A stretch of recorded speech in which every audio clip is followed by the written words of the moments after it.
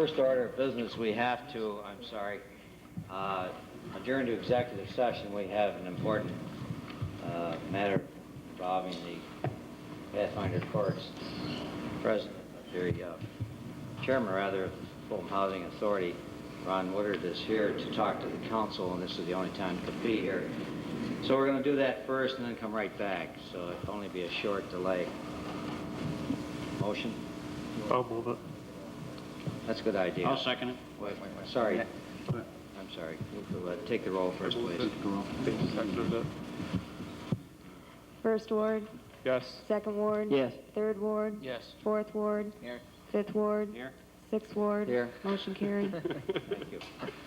I think the motion is already made and seconded. All in favor? Well, wait a minute. What's the motion?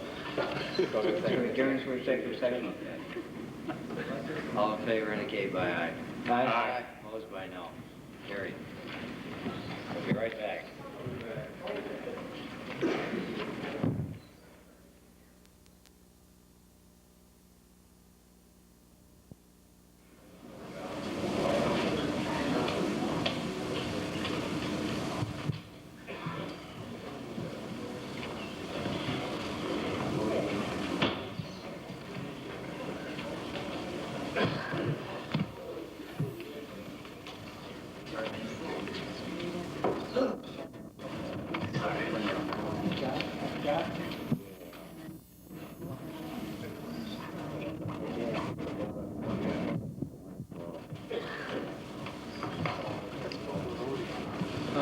Motion to reconvene.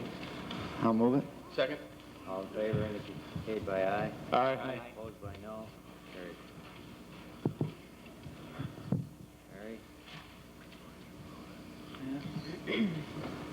Resolved that the Fulton Housing Authority be authorized to establish one full-time position in the maintenance department at an annual base salary of $13,000.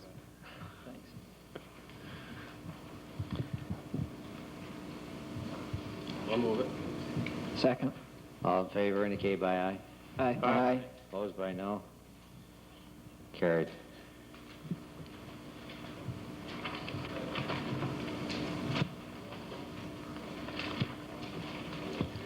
The chairman of the Fulton Housing Authority, Ron Woodard, had explained to the council the cost-saving factor involved, that with a full-time maintenance worker replacing part-time workers, we're not only eliminating a lot of overtime, but also will have somebody who is living at Pathfinder Courts who will be now available. We'll have two available at all times and two shift, which would eliminate the need to call in overtime maintenance men who do not live there.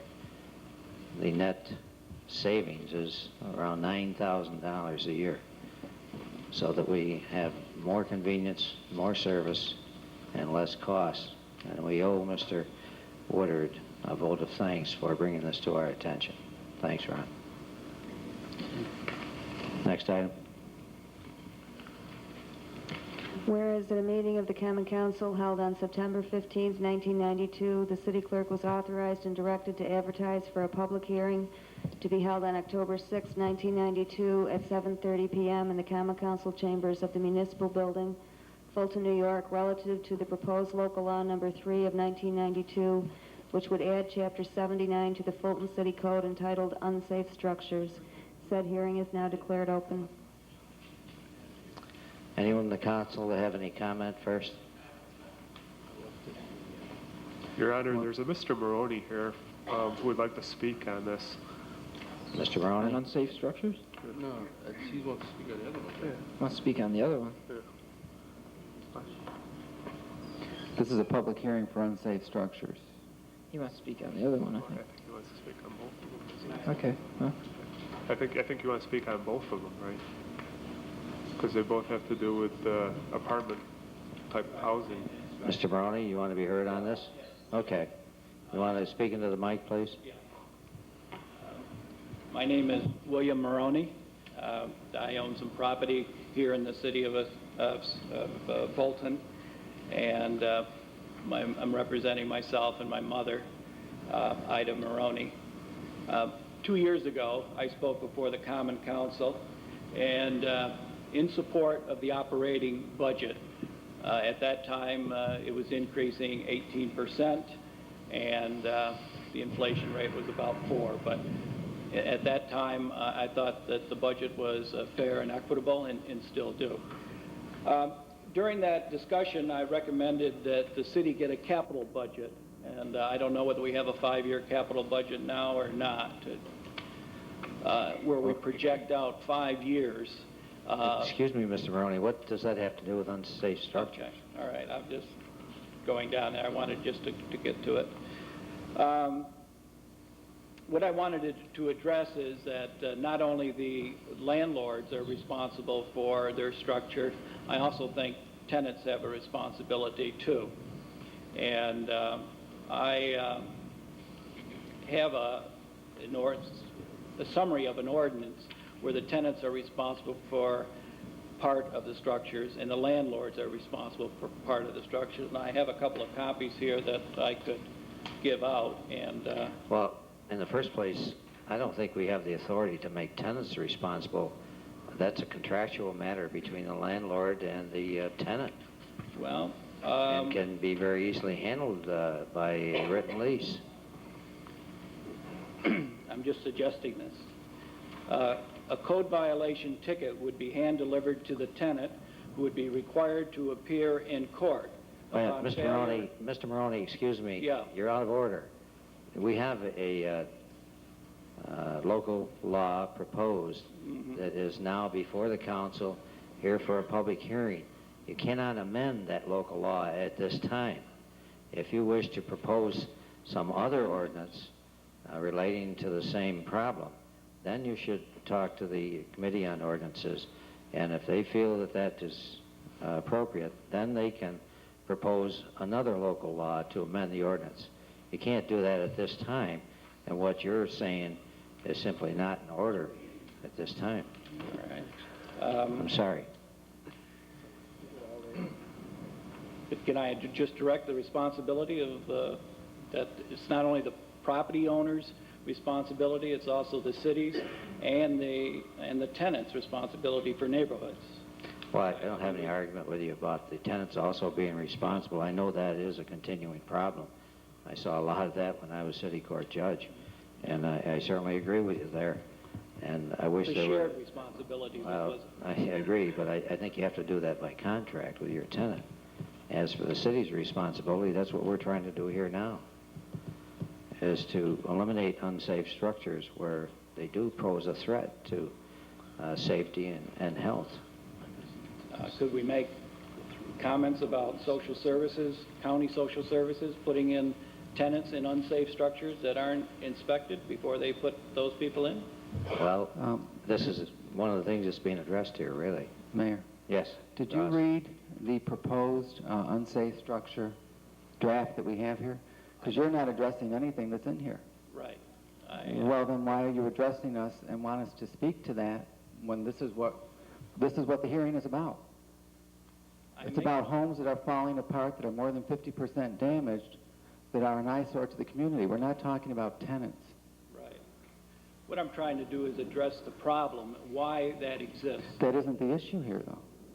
It should be the issue. Well, but what you're really speaking How of... does the home- Wait a minute, Mr. Maroney. Just a minute, please. Yeah. What you're really talking about is the other matter that's coming up that involves housing. That's what you're really talking about. And that's another matter that's coming up in this session. And Mr. Belfiore is quite correct. We're talking about houses that are, and buildings that are more than 50% damaged to the extent that they are no longer safe. That's all this is. That's what this is all about. Right. I was talking about the whole general problem of keeping the whole housing stock from deteriorating further. Well, see, that isn't really appropriate on this particular local law. So we should be concerned with it, though. Thank you. Anyone else?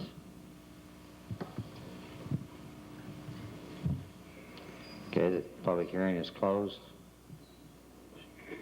Somebody had their hand up over there. Oh, I'm sorry. Public hearing is reopened. to tell me approximately what is in this number 3, local law number 3. Okay, did you go down and ask for a copy? Because at the last Common Council meeting, we said if anyone wanted a copy, they should get it and review it before the meeting so that we could have an intelligent discussion about it. What's in it basically is taking down houses that have been abandoned, maybe through fire, or the landlord has just walked away from them and left them to the city to fall apart. They're dangerous homes. This has nothing to do with tenants. This has to do with houses that are deteriorated. They're an eyesore. They're dangerous. Kids are going in and out of them. Windows are broken. All right, I understand that. Now, what do you propose to do about it? Briefly. What do we propose to do about it? Demolish them.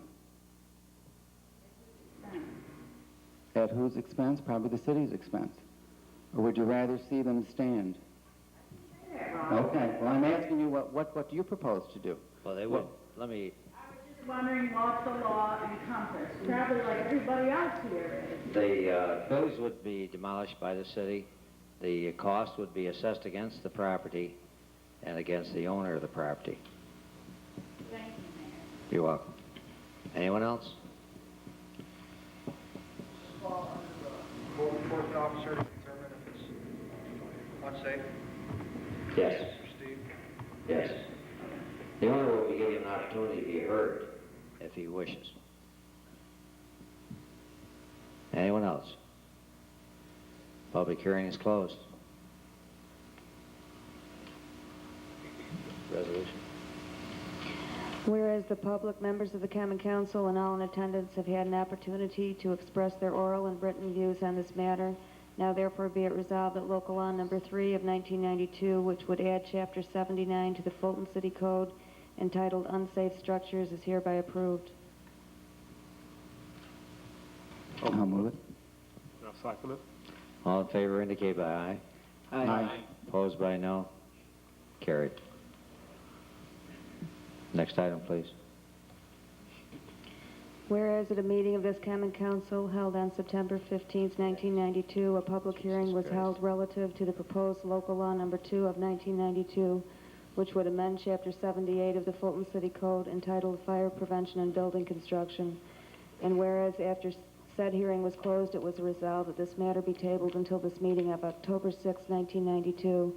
Now therefore be it resolved that local law number 2 of 1992, which would amend Chapter 78 of the Fulton City Code entitled Fire Prevention and Building Construction, is hereby approved. I have one question. How does this affect the fire department's I don't really inspection think it should be program? that way. I'm sorry, I didn't hear you. I was talking with Spencer. How does this affect the fire department's inspection program as far as inspecting buildings and the fire code and everything?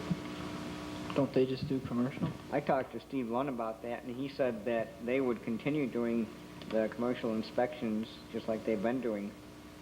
We would notify him of the violation.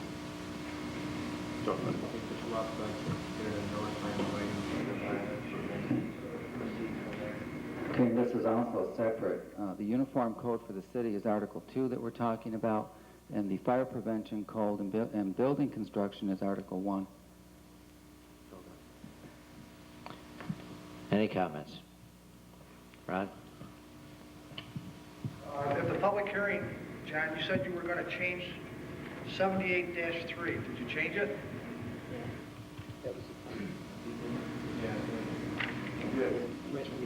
Yes. So does it read now?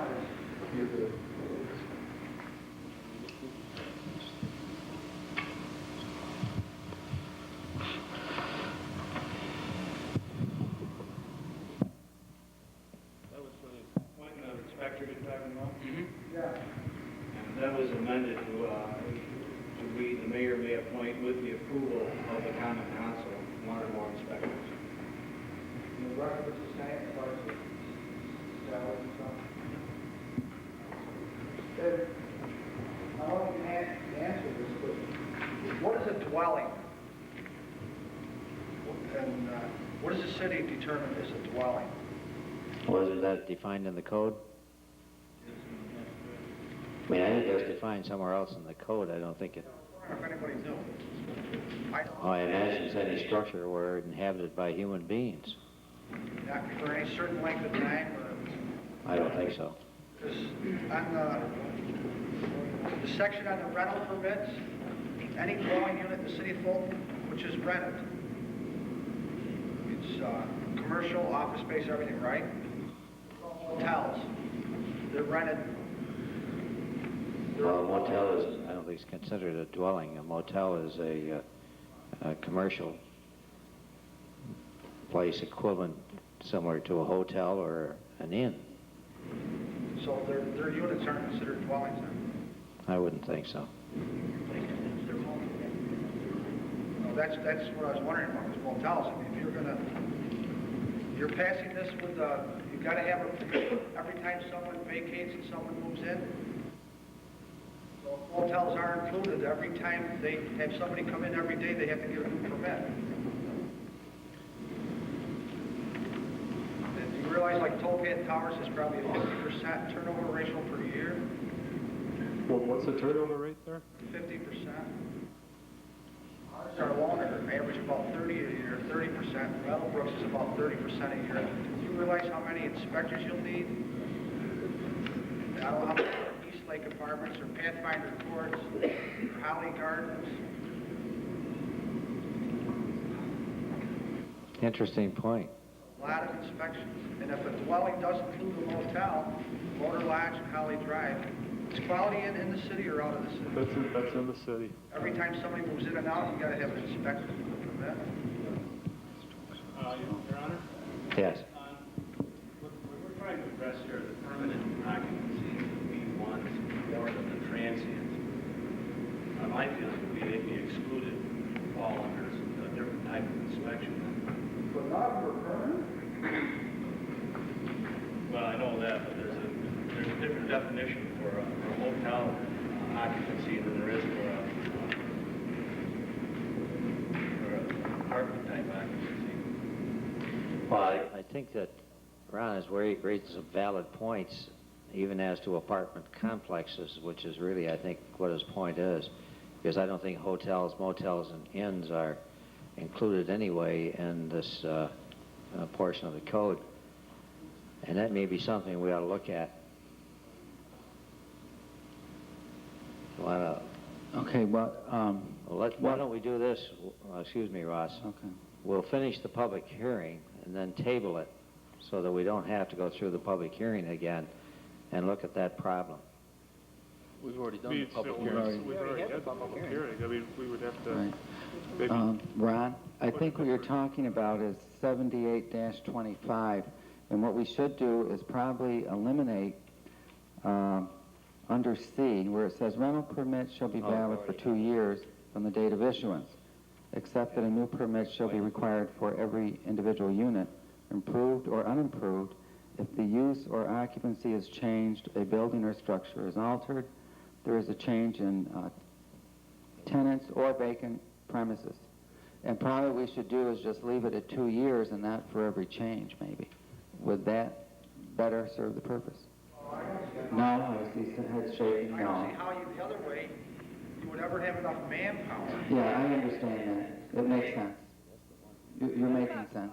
Ross, What? what about cost? That's not in there, there's no... There's no fee. No, we haven't adapted a fee.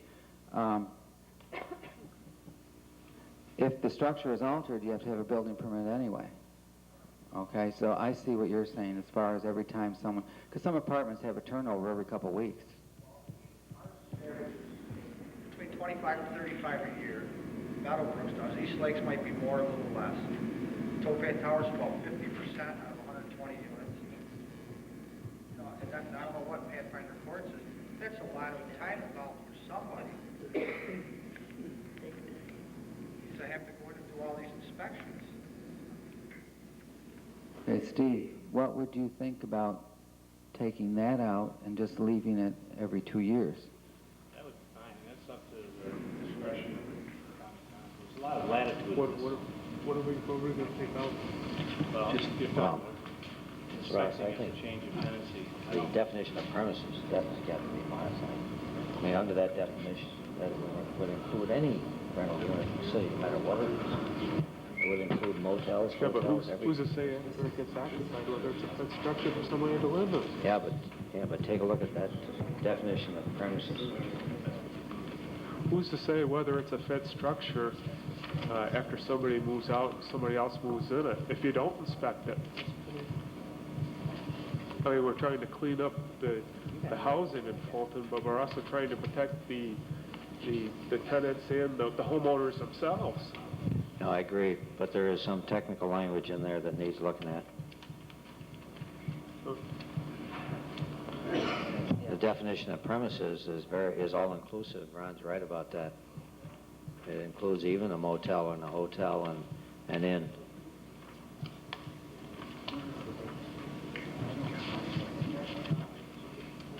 Yeah. They eliminated shedding of the nuisance. Excuse me, Your Honor. Yep. Yeah, let me look at something first, and I'll take your question, please. Who's to say that after these people You may- move out, whether it's a safe structure for George, somebody we else? may have the answer for you. Yeah, but you don't have a copy of the code, the new law.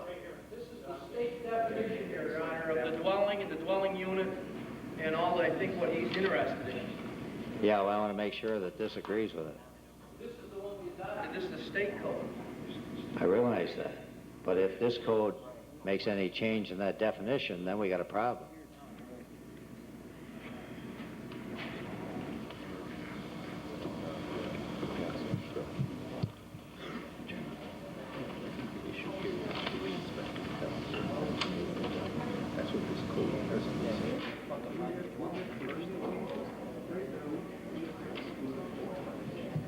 Yeah, it's got the same definition there.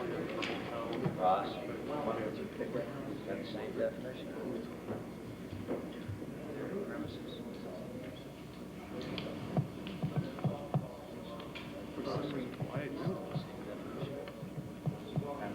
Should say, it should say like residential. Yeah. It would.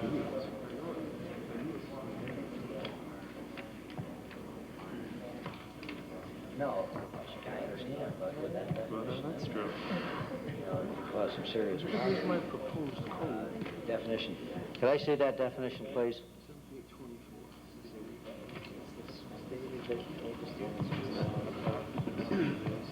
Well, The difference, Instead of leaving it vague, specifically identify what we're whole building containing all of these. Motel is not small like that is a unit for one. That's true, but can we put that under another provision? either that or refer to the, or refer to the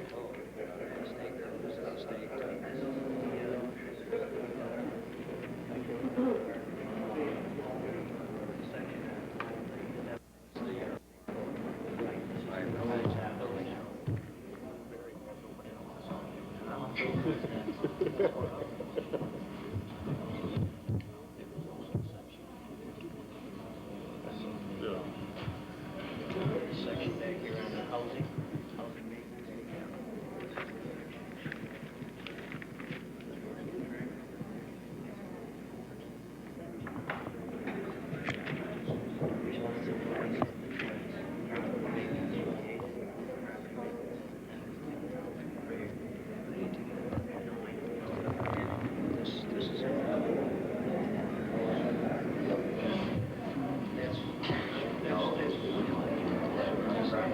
this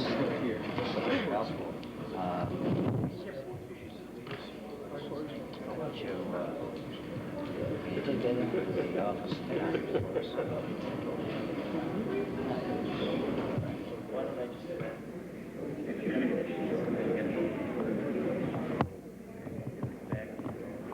I have to keep show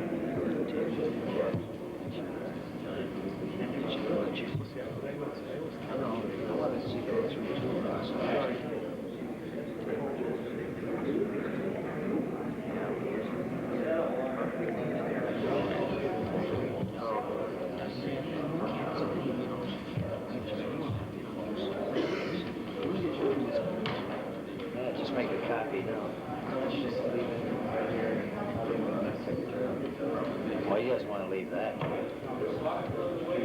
Can't you just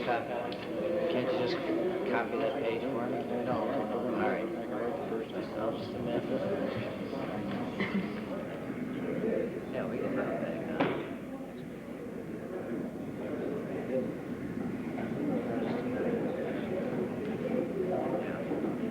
Let's take a close look at that whole thing. I'd like to have a copy of it, take a look at it.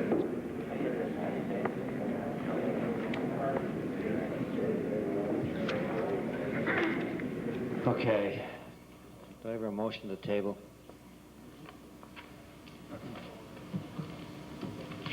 Or put it on next meeting, whichever, I don't care, whichever way you want to do it. I'll move it. What, I'll second it. are we tabling or putting it on next meeting? Both. Table for 2 weeks. Okay. All in favor indicate by aye. Aye. Opposed by no. Carried. Thank you for bringing that to our attention. Ron, thank you.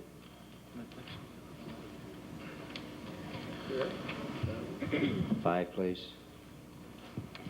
Resolved that the following bills are hereby approved for payment. Jones Chemicals, $2,002.68 for ferric chloride to be a direct charge to the G8130.40 sewage treatment and disposal account. Jones Chemicals, $2,184.97 for ferric chloride to be a direct charge to the G8130.40 sewage treatment and disposal account. Agway Petroleum, $1,144.15 for gasoline to be a direct charge to the A5110.40 maintenance of streets account.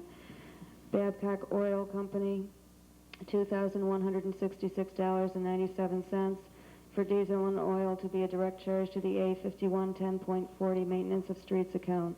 L.W. Harris & Sons, $4,350 for employee uniforms to be a direct charge to the A5110.40 maintenance of streets account. Oswego County Solid Waste, $11,135.50 for tipping fees to be a direct charge to the A8160.49 refuse and garbage account. Oswego County Solid Waste, $11,032 for tipping fees to be a direct charge to the A8160.49 refuse and garbage account. I'll move it. Second. All in favor indicate by aye. Aye. Aye. Opposed by no. Carried. Six, please. Whereas at a meeting of this Common Council held on August 18, 1992, the zone change request submitted by Kurt Brown for a change of zone from R1 residential to R2 residential for his property located at 1202 East Broadway in order to qualify for a home occupation permit was referred to the Planning Commission for their review and recommendation to be returned to this council at a future meeting. And whereas per the minutes of their meeting held on September 14, 1992, the Planning Commission has recommended declining the zone change as requested. And whereas Mr. Brown should be given the opportunity to have a public hearing regarding his request. Now therefore be it resolved that the city clerk is hereby authorized and directed to advertise for a public hearing to be held on October 20th, 1992 at 7:30 p.m.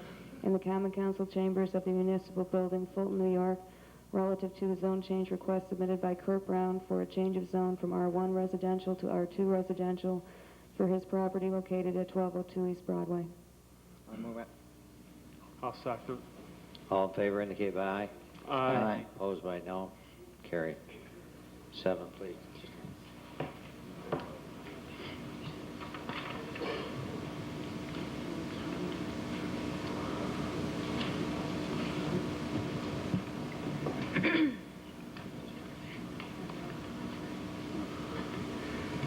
Whereas at a meeting of this Common Council held on August 18, 1992, the special use permit request submitted by Mark and Michelle Sherman for a multiple family dwelling unit for their property located at 753 South First Street was referred to the Planning Commission for their review and recommendation to be returned to this council at a future meeting. And whereas per the minutes of their meeting held on September 14, 1992, the Planning Commission has recommended declining this special use permit request, whereas Michelle and Mark Sherman should be given the opportunity to have a public hearing regarding this request. Now therefore be it resolved that the city clerk is hereby authorized and directed to advertise for a public hearing to be held on October 20th at 7:30 p.m. in the Common Council chambers of the Municipal Building, Fulton, New York, relative to the special use permit request submitted by Mark and Michelle Sherman for a multiple family dwelling unit for their property located at 753 South First Street. I'll move it. Second. All in favor indicate by aye. Aye. Opposed by no. Carried. 8, please. Whereas at a meeting of this Common Council held on July 21st, 1992, the zone change request submitted by Mike Gavraski for a change of zone from R2 residential to C2 commercial for his properties, which consist of 4 lots directly north of Canal Point, for the purpose of relocating an existing electrical repair shop, was referred to the Planning Commission to request more information, such as a sketch and/or site plan, or for their review and recommendation to be returned to this council at a future meeting. And whereas per the minutes of their meeting held on September 14th, the Planning Commission has recommended declining the zone change as requested, as Mr. Gavraski did not provide the Commission with any additional information. And whereas Mr. Gavraski should be given the opportunity to have a public hearing regarding his request. Now therefore be it resolved that the City Clerk is hereby authorized and directed to advertise for a public hearing to be held on October 20th, 1992 at 7:30 p.m. in the Common Council chambers of the Municipal Building, Fulton, New York, relative to the zone change request submitted by Mike Gavraski. I'll move it. Second. All in favor indicate by aye. Aye. Opposed by no. Carried. 9, please. Resolved that the mayor is hereby authorized to execute on behalf of the City of Fulton the application for state aid for 1993 for the following programs: Division for Youth and Youth Court. I'll move it. Second. All in favor indicate by aye. Aye. Opposed by no. Carried. 10, please. Resolved that the insurance certificate of Utica Mutual Insurance Company issued to Joseph Cortini, 215 Cayuga Street, Fulton, New York, for sign liability from November 4th, 1992 to November 4th, 1993, in the amount of $1,000, being in favor of the City of Fulton, be approved and placed on file. Move it. Second. All in favor indicate by aye. Aye. Opposed by no. Carried.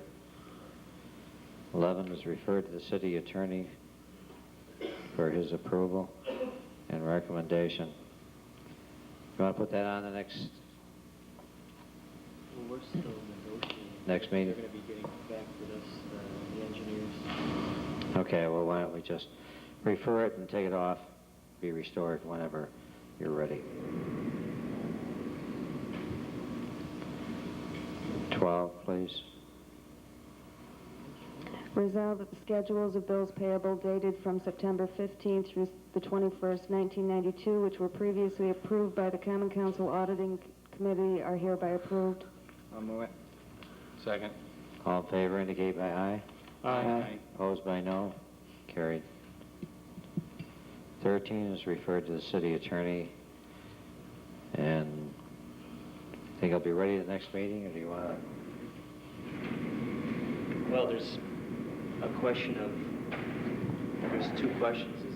Is civil service law, just whether the common council is the authority to act. Well, why don't we take it off then and let us know when you're ready to put it back on. Next meeting. Okay. Next meeting. 14. Resolved that the city clerk is hereby authorized and directed to advertise for a public hearing to be held on October 20th, 1992 at 7:30 p.m. in the Common Council chambers of the Municipal Building, Fulton, New York, relative to the proposed local law number 4 of 1992, which would add a new section 151 of Title 7 entitled Authority of Board of Fire and Police Commissioners. Well, before we do that, let me make this point, please. There is a local law on the table now dealing with exactly the same material. So that as long as that local law is on the table, then this proposal would be out of order. This isn't voting on the local law itself, it's just voting on the public hearing, to advertise for a public hearing. Yeah, but how can you advertise for a public hearing on a local law when you still have one on the table? Would it be proper then to bring up the other local law now and want to vote it down or whatever and then continue with this one? Well, the other local law asks for a public referendum. Which is too late to do this year anyway, we're told. Well, it's not too late if you want to hold a special election. No, but for the regular election, it would be. Well, I think you either have to dispose of the pending one. That's one other alternative. Yeah, that's what I'm asking. Yeah. Do that first then, and then You do this can resolution. rescind that. Okay, I'd like to make a motion to rescind the previous local law. Okay. Is there a second? I'll second it. Roll call vote.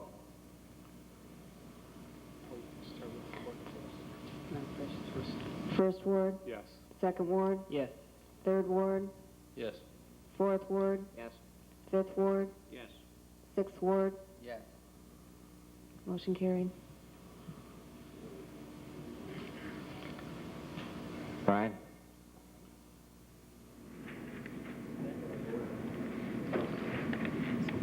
As a point of information, are you now going to bring back the old one tonight? No, the old one has been rescinded. The new one is now in effect? This is a new one without any public referendum. Point of information, then. Yes. The questions, I have two questions for the city attorney. First question is in regards to when we were in court in front of Judge Hurlbut, in his opinion that he rendered, did he not state that there is a set procedure between the legislative and the executive, inclusive of the procedure for going to changing the charter? Well, he didn't really get very specific with respect to your first part of your question, but there's three ways to amend the city's charter. There's either by charter commission, petition of a certain percentage of the populace of the city, and or a mandatory referendum.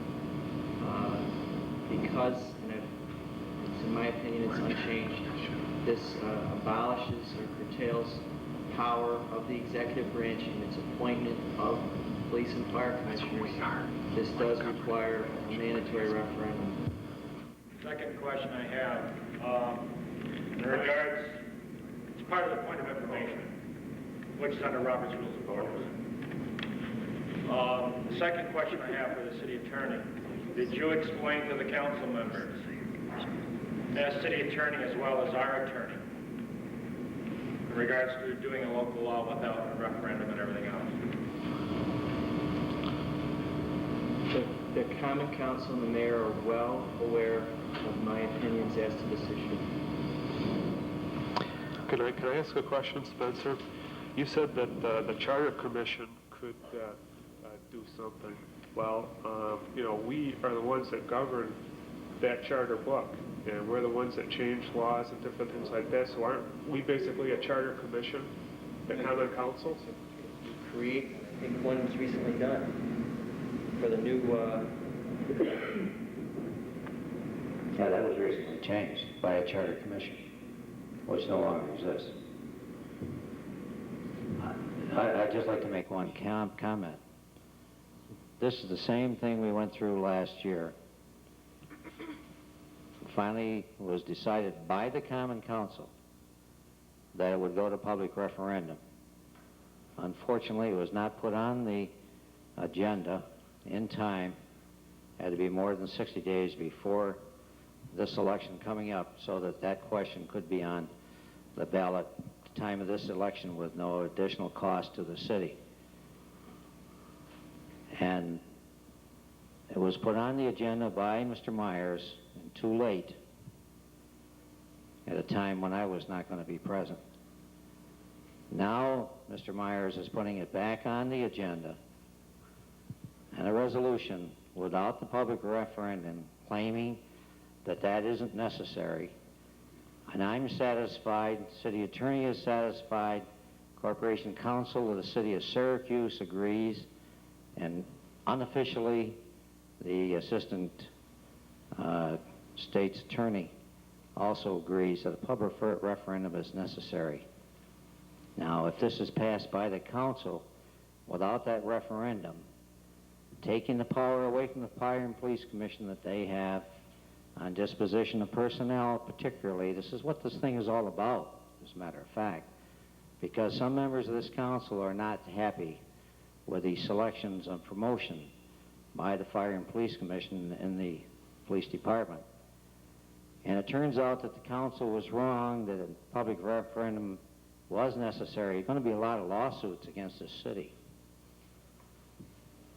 That causes me a lot of concern, not to mention the fact that it is, as Mr. Ludington points out, interfering with the executive branch of the city. The legislative branch wants to be the executive branch of the city. That's really what it amounts to. So that the separation of powers that has been observed in our country in all municipalities, from the lowest up to the federal government, has been an important part of government in this country. And this is what these members of the council want to interfere with. Now, if this is done by the council, then I won't have any choice but to bring a lawsuit to enjoin that action, costing the city more money again, going through a lawsuit we've already been through that involved part of the same question, when I think is totally unnecessary and something that the voters of the city should decide. After all, the voters of the city originally are the ones who decided this to begin with when this city was incorporated, and they should be given that opportunity. If they want to take that power away from the executive branch, then the voters should do it, not the Common Council. Can I make a comment, Your Honor? Sure. I called the New York Conference of Mayors and talked to their legal department on last Thursday.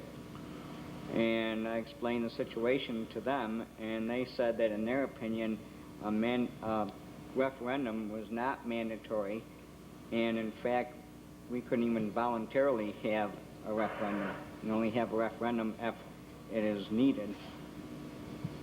So there's another legal opinion to the contrary. Unfortunately, they're not the ones that would have to handle the lawsuits if it turned out that one was necessary. Yeah, Ron?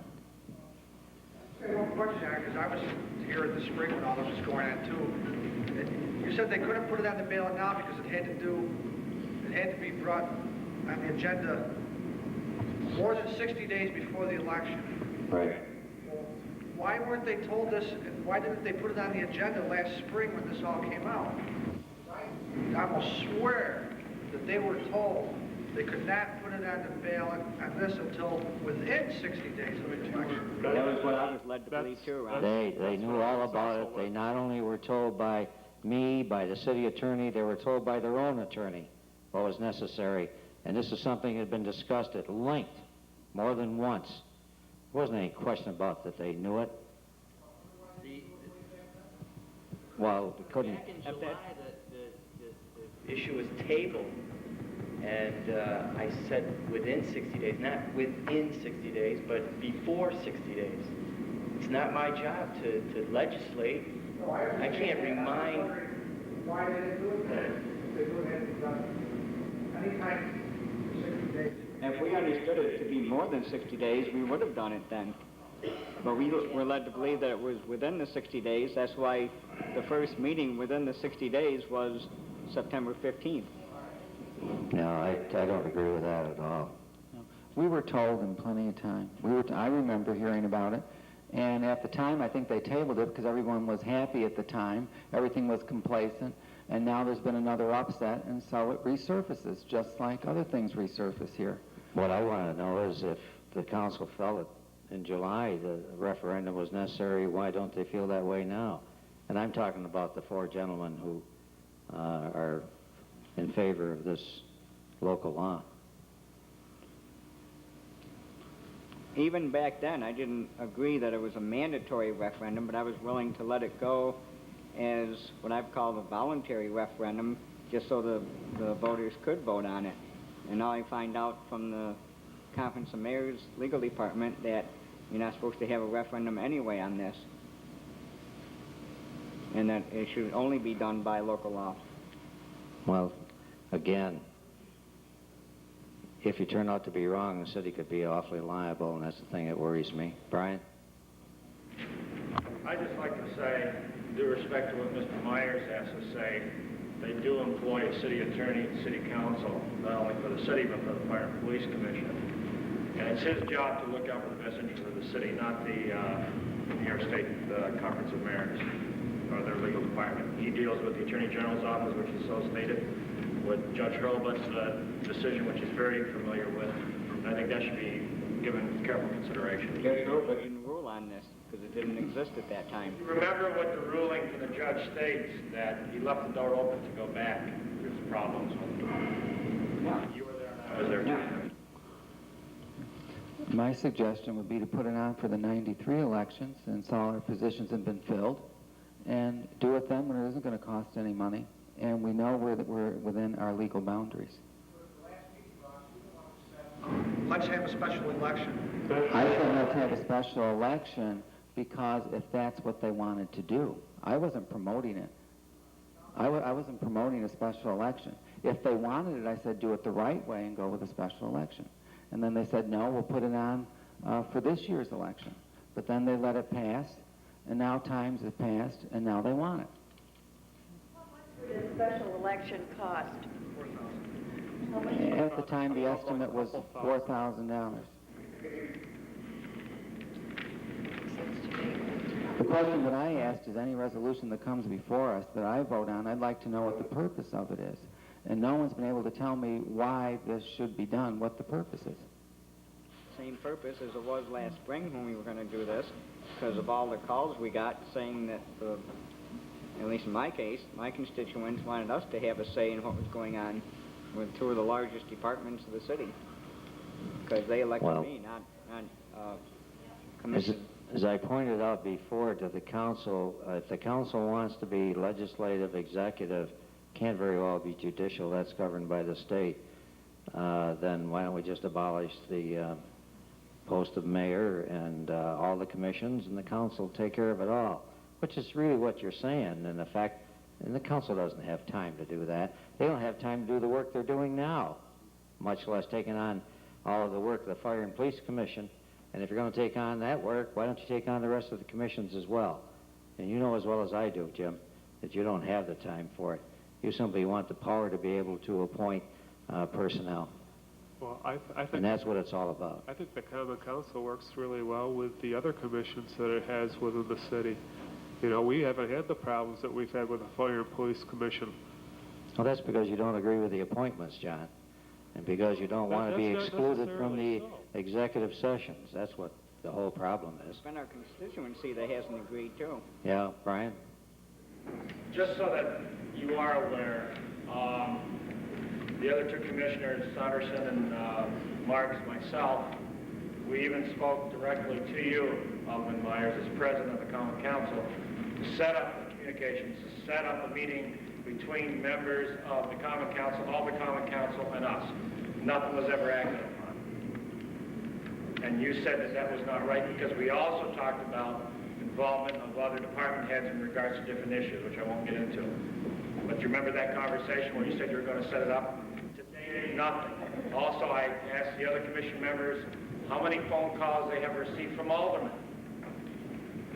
in regards to any issues. One alderman called one of the other commissioners. I have one alderman that called me. That's it. I called Commissioner Saunderson about what was going on at the time. Explain. That's what they were telling me. So was there a public hearing or not? Going back to the... The motion, is there a motion been seconded? No, we haven't read it. Okay. We haven't read the resolution yet, George. Okay, you want to read the resolution? All right. Resolved that the city clerk is hereby authorized and directed to advertise for a public hearing to be held on October 20th, 1992 at 7:30 p.m. in the Common Council chambers of the Municipal Building, Fulton, New York, relative to the proposed local law number 4 of 1992, which would add a new section 151 of Title 7 entitled Authority of Board of Fire and Police Commissioners. I'll move it. I'll second it. Roll call vote, please. First ward, Yes. second ward, Yes. third ward, No. fourth ward, Yes. fifth ward, No. sixth ward, No. I vote in the tie, no.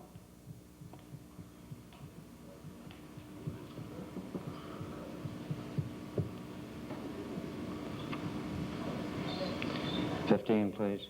Not carried, incidentally.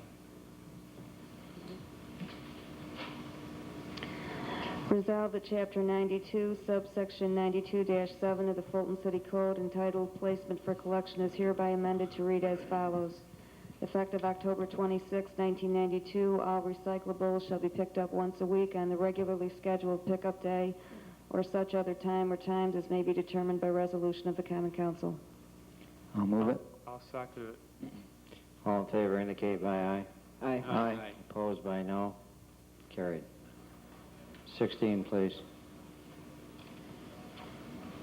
Now, this is going to be referred to the city attorney. 17, please. Resolved that the city clerk's report for the month of August 1992 in the amount of $15,873.42 be received, approved, and placed on file. I'll move. Second. All in favor indicate by aye.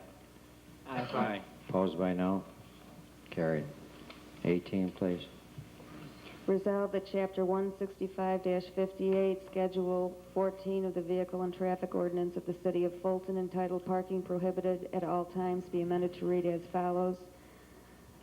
To rescind parking prohibited at all times on the west side of West 1st Street from Phillip Street north to number 72, and to add parking prohibited at all times on the west side of West 1st Street between Hart Street and Phillip Street.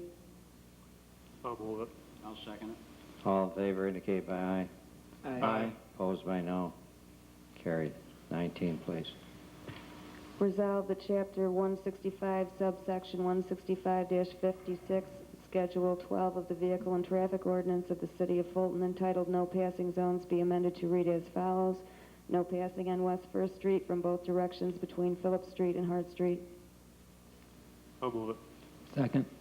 All in favor indicate by aye. Aye. Opposed by no. Carried. 20, please. Resolved that Chapter 165, subsection 165-55, Schedule 11 of the Vehicle and Traffic Ordinance of the City of Fulton entitled Lane Restrictions be amended to read as follows.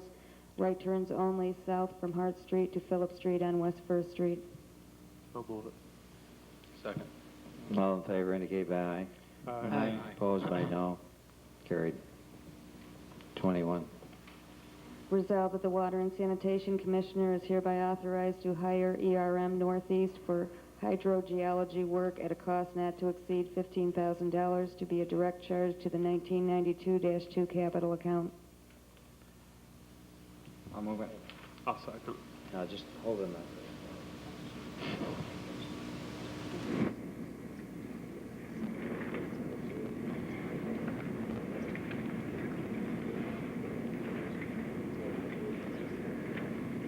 Okay, I understand this is going to be a grant that will pay the cost of this, so the net cost to the city is zero. Okay, Ross. All in favor indicate by aye. Aye. Aye. Opposed by no.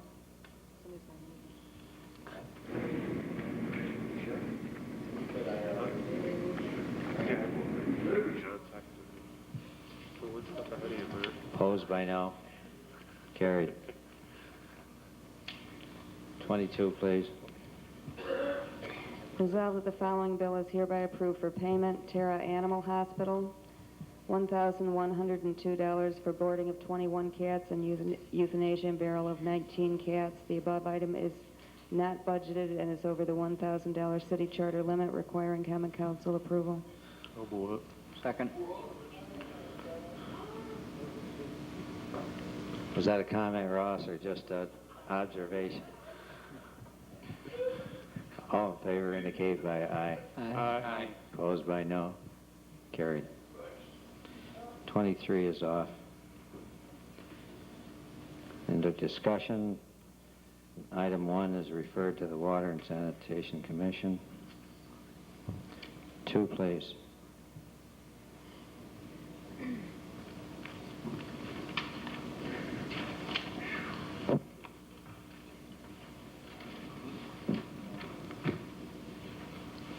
George, on number 23, weren't we going to do a resolution for a blanket authorization?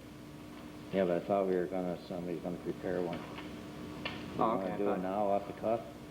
I thought, It's all right with me. yeah. All right, who's gonna do it? You got one? Okay, restore it to the calendar, or agenda. Go. If you want, we could just do the resolution that she has written up for the one over in my ward, then we could do a blanket one at the next meeting. Would you want to do it that way? Okay, that's all right, sure. Resolved that Niagara Mohawk is hereby authorized to remove pole number 1 located on the corner of West 3rd Street and Phillips Street. I'll move it. I'll second it. All in favor indicate by aye. Aye. Opposed by no? Carried. Under discussion, number 2.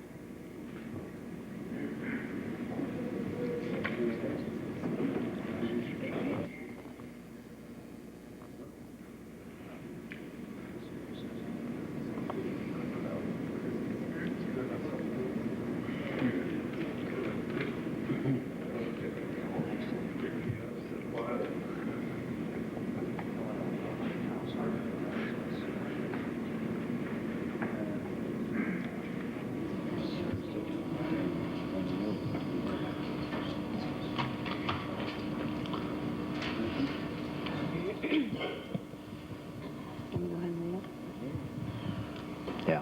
Whereas it is important for local officials of the City of Fulton to become better informed about municipal planning problems and to promote a cooperative relationship among state, county, and local planning agencies. And whereas the Oswego County Planning Federation has been formed for the purpose of bringing about the exchange of information on municipal planning problems, promoting a cooperative relationship among state, county, and local planning agencies, and serving as an advocate for better planning among all municipalities. And whereas membership in the Oswego County Planning Federation will allow the appropriate municipal officials of the City of Fulton to participate in activities of the Federation which will benefit the City of Fulton. Now therefore, the City Council of the City of Fulton does hereby authorize membership in the Oswego County Planning Federation in accordance with the duly adopted Constitution and bylaws of that organization, including payment of dues for the following boards and/or officials: the Common Council and/or their appointee. This federation has been organized by the county, and it could be a very valuable tool to help us in our own planning, zoning, and other municipal problems of that kind. And apparently all the towns in the city, or at least the City of Oswego, are also members of the Federation. The dues are $25 a year, which I think we can handle until we go through the budget. And of course you can withdraw at any time if you want to, so it isn't anything that you're locked into or it's going to involve any expenditures or fiscal responsibility on the part of the city. I've reviewed their minutes of their first meeting and the Constitution and bylaws, and I think it could be a valuable tool for the city. Anyone have any comment on it? The only thing I had is who we'd be appointing to the committee, whether it would be somebody from our existing planning commission or... Well, that's why it's worded so that the council is the representative but can't appoint anyone that they feel to represent them. That way gives it more flexibility. If you have anyone in mind you want to suggest, Jim, why, I'd be glad to incorporate it in the motion.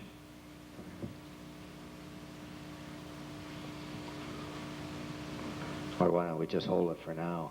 You can do that anytime informally as far as that's... They just want a commitment from us that, Yeah, you they know. just want us to join. Yeah. Yeah, I have no that's problem. really what the resolution is. Okay, do I have a motion?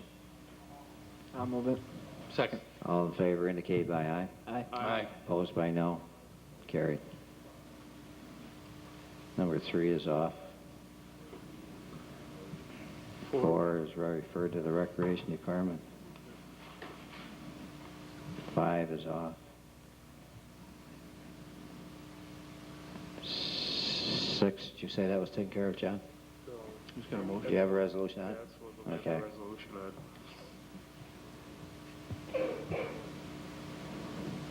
Yeah. Resolved that this common council hereby accepts the quote submitted by Milt Baldwin Construction in the amount of $2,238 for sidewalk repairs at the following locations: the corner of West 3rd and Hannibal Street, 515 Worth Street, 124 West 2nd Street, 120 Fulton Ave, and 605 Worth Street, to be a direct charge to the A5110.45 Maintenance of Streets account. Was that the Hold on. lowest quote you got? That was the lowest one yet. I thought Vescio was with 1,700 or Well, something. yeah, but see, Buck had to go out and get another quote from him because he didn't do the same type of quote that Milt did. You know, he didn't do the, you know, all the cement sidewalks that he should have done in the original quote. Oh, and what was, so Vescio gave you a second quote higher Right. than Baldwin's then? Yeah, Oh, okay. right. City check and make sure when they hire subcontractors that they have all the proper insurance and compensation for all the employees and subcontractors that work for the general That's contractor. part of the, you know, the bid indoor quote that they're fully insured. Papers, insurance papers showing that they're covered, the subcontractors that the general contractor hires are covered. We will before they get the contract. Make sure you do. You want the city to get in a lawsuit because the employee that wasn't insured by an employer gets rescinded. Yeah, the standard contract has all that in it. I'll move it. Second. All in favor indicate by aye. Aye. Opposed by no. Carried. 7 is off. 8, referring to the city attorney, chairman of the finance and audit committee. And 9 is off. Anything from the council? Anybody? You're next. I've got Anybody a have couple anything? things, Mayor. Yeah. I got a couple calls regarding putting a upcoming intersection sign where Dewey meets West First, and I would just like a traffic study be done of the area. Got a motion? I'll move it. Second. All in favor indicate by aye. Aye. Opposed by no. Carried. Secondly, I'd like to thank Mr. Graham and his DPW crew for the work they did on repaving West 4th and Patrick Circle. I've had a lot of positive responses from the neighbors, and also the water crew for the efforts that they did over there. Yes. Thanks, John. And, you know, I've also heard some favorable comments, and generally, the Department of Public Works has done a great job on paving. I know it's taken a lot of work, and they haven't had much time because it's getting late in the season, and they have done a great job. Anyone have anything else from the council? Yeah, I'd like to just make an announcement that our assistant fire chief had surgery tonight for an appendicitis, and you know, if anyone would like to send him a card, probably to his house, he'd probably appreciate it. That's Don Gardner. Where is he, Russ? I'm not sure. Phil, do you know what hospital Don's in?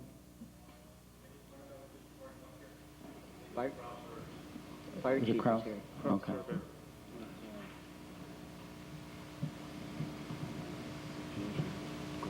I'd like to also, on behalf of the council and myself, thank the city engineer and assistant city engineer and the water and sewer department for the great job that they have done.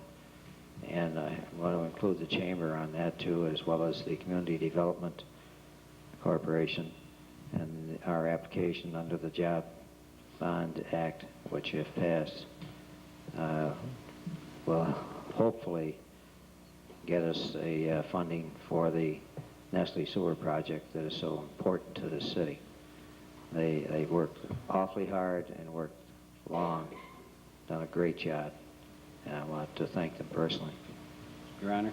Yes. I have one for Mr. Ostrander. It was brought to my attention with some of the constituents in the ward that alongside of the dam at Raleigh Beach down there, that there's a enormous large hole buried, that something should be done before one of the kids gets swallowed up in it or something. Also, I noticed that what I mentioned to you in May, that the end of the building that was refurbished after the fire is still open on the end. The construction has not been closed in, and water has been pouring in it all summer.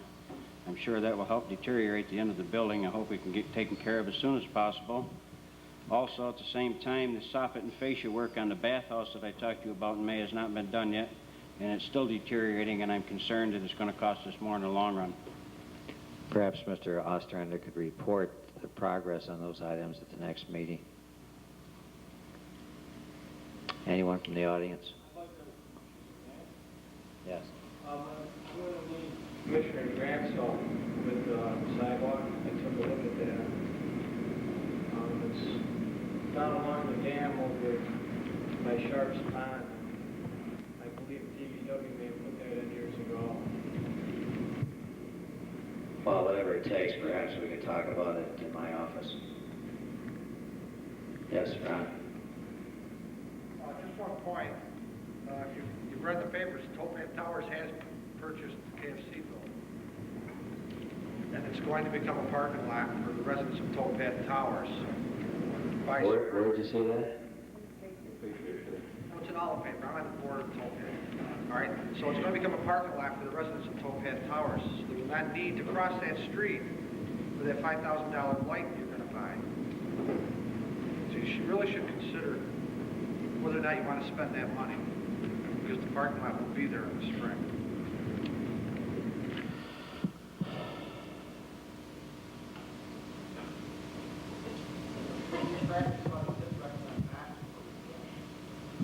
That's not what I recommended, Grant. No, they simply stated the fact of the cost of the light based on their findings from Niagara Mohawk, and it was only an estimate, not a factual cost. The actual light's $150, and they have that in stock. Niagara Mohawk's pole, supposedly. That's a lot of money to set a pole, I think. That's their cost, that's their cost. I'm saying we were doing it to safeguard the residents from crossing the street, which they will no longer have to cross come spring. When will that take place? Demolition's going to start real soon. Just ripping out, salvaging out the inside of it now. Does that then revert the parking lots that are there back to the city? Sure. That piece is up pretty quick anyway. Maybe we can talk about that later. Mm-hmm. Thanks, Ron. Ross? Yes, George, thank you. This is Mr. Crook. A gentleman told me to tell you he was very pleased the way you handled your discussion with him, and he said if mostly aldermen would sit down and talk to their constituents like you did, they get something done in the city, and he wanted me to publicly thank you. We publicly thank you, Ross. Please tell me who it was. That's one in a, Ross, that's one in a row. It wasn't a relative, was it, Judy? I don't have any relatives. Thank you. Mayor, I Yes. just said a couple things just Sure. as more informative than anything else. We've had, as far as negotiations, I remember Mr. Brown was here a couple of meetings ago talking about negotiations, and we have had 2 meetings, one with the policemen and one with the CSCA. So we have started talks, and I think they went pretty well. for the Great. first round. Oh, that's great. Secondly, we've asked department heads to begin submitting budgets, and I think most of them have already, so we'll be starting the first round of looking at budgets. I believe it starts October 19th, and we start reviewing budgets with department heads. Thank you, John. Anyone else? Yes, Dan. You know, our city looks pretty trashy at times, and I have... Pretty what? Trashy. Yeah. When you ride certain sections. One of the sections happens to be from First Street on Pine Street to Second, between Pine and Beach. I mean, there's trash sitting along the KBC adjacent areas. It's been there I don't know how long. And it's ridiculous. It shouldn't be there. About, it's in July, I called Rick Camino. They have a dumpster at the back of that building. And I told Rick that since the store had been closed, I wondered if there was any need for that dumpster, because I think what's happened there is we're getting a lot of illegal dumping behind the building, and the dumpster seems to, I think it's contributing to it. At that time, Rick told me he'd look into it. Of course, negotiations broke down with us and the Caminos, and the dumpster still sits there. So that's part of the problem. Brace Talents was over there a couple weeks ago one day. There were several bags of garbage behind KBC there, and Brace took and separated it all and put it in the right bags. Bucky's guys had picked it up and all. But there's a continuing dumping problem there. I've told the neighbors if they see any car or can get a plate or a make of a car that could help us out. Brace has looked for letterheads in the envelopes, because if we could get an address, you know, of a letter that came or something, we could get a lead that way, but we haven't been able to find anything. But The dumpster's still there? The dumpster's still there, yeah. And I asked them back in July, the end of July, to remove it. Around the dumpster. Next to the dumpster, there's trash been sitting there for a good 2 months. I can't understand why it can't be picked up. I mean, do we have to have a legal problem to get our... I talked to Brace about that site in Camino, but at that time we didn't think that, you know, we think it's an illegal dumping thing, and, you know. Well, he's still responsible for that property, and I think that's what should be done. Steve, can you look into it? So how much longer is it going to be before we get that mess cleaned up? We're going to look into it right now. And I want to get in touch with him as well. Anyone else? Motion to adjourn to executive session. So move. I'll second. All in favor indicate by aye. Aye. Opposed by no. Carried. Cheryl.